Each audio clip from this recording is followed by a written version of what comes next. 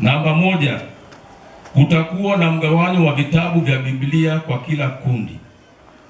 Vitabu hivyo vitakuwa katika makundi manne, ambapo kila kundi lilipewa vitabu vyake ili wanakwaya wapate fursa ya kusoma kwa kina na kuchambua matini yaliyomo yanayoweza kuzaa hoja au maswali yatakayoulizwa.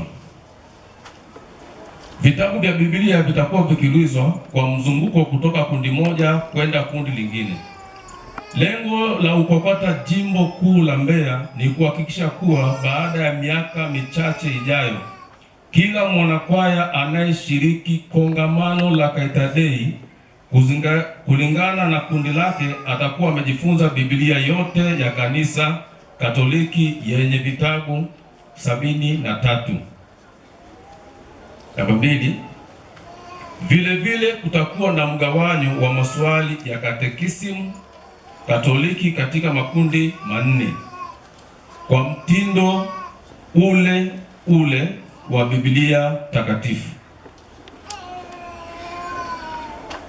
Kwaya ikiwa jukwani, mara tu baada ya kumaliza kuimba, itaulizwa maswali yasiyopungua 5 au vinginevyo yasiyo 10 katika Biblia na katekisimu Katoliki. Utaratibu wa kupata maswali utakuwa kwa njia ya kuokota karatasi zenye namba za maswali ndani ya chombo maalum, kisha mwanakwaya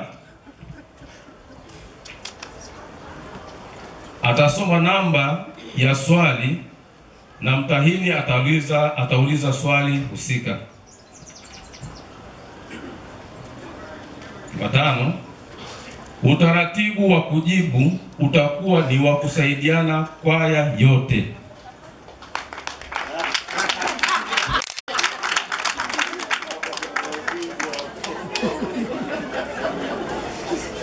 Narudia, utaratibu wa kujibu maswali ya katekesi na Biblia utakuwa ni wa kusaidiana kwaya yote, kwa kuwa inayopimwa ni kwaya na sio mtu. Hata hivyo, atakayewasilisha au msemaji atakuwa mmoja tu kwa kila swali. Narudia, utaratibu wa kujibu utakuwa ni wa kusaidiana kwa kwaya yote, kwa kuwa inayopimwa ni kwaya na sio mtu. Lakini hata hivyo, atakayewasilisha au msemaji atakuwa mmoja tu kwa kila swali, sio kundi, kwa kila swali. Namba 6, muda wa kujibu swali utakuwa ni ndani ya nusu dakika moja tu, sekunde 30, tangu swali liliposomwa na mtahini. Mtahini atagonga kengele kuashiria muda umeisha endapo jibu litakuwa hajatolewa ndani ya sekunde 30. Ikitokea swali lina changamoto ya kiufundi, kwaya itaokota karatasi la swali jingine jipya bila kuchaguliwa na mtahini.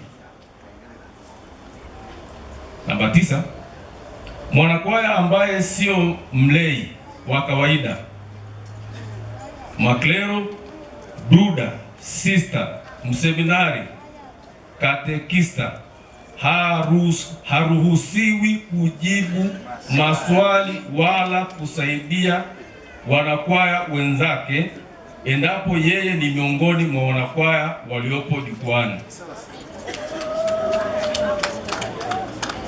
Narudia, mwanakwaya ambaye sio mlei wa kawaida, yaani maklero, bruda, sister, mseminari, katekisa haruhusiwi kujibu maswali wala kusaidia wanakwaya wenzake endapo yeye ni miongoni mwa wanakwaya waliopo jukwani. Manake nini? Wanaruhusiwa kuimba, Wakishamaliza kuimba, basi watawachia wale wanakwaya wa kawaida jukwaa ili wajibu maswali. Wanaruhusiwa kupanda jukwani kuimba, wakishamaliza basi watashuka.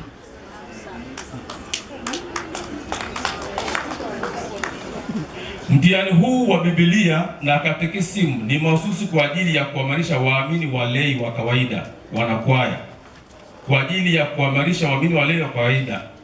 Namba 10, kwaya hairuhusiwi kupanda jukwani na simu janja, hata zile za kawaida, kompyuta, kishikwambi, saa janja au nyenzo yoyote inayoweza kumsaidia kujibu maswali, wakiwemo pia wanahabari wanachukua matukio kwa vifaa vya kielektroniki. Narudia, naomba tusikie kwa makini hapo. Kwaya hairuhusiwi kupanda jukwani na simu janja, kompyuta, kishikwambi, saa janja au nyenzo yoyote inayoweza kumsaidia kujibu maswali, wakiwemo pia wanahabari wanaochukua matukio kwa vifaa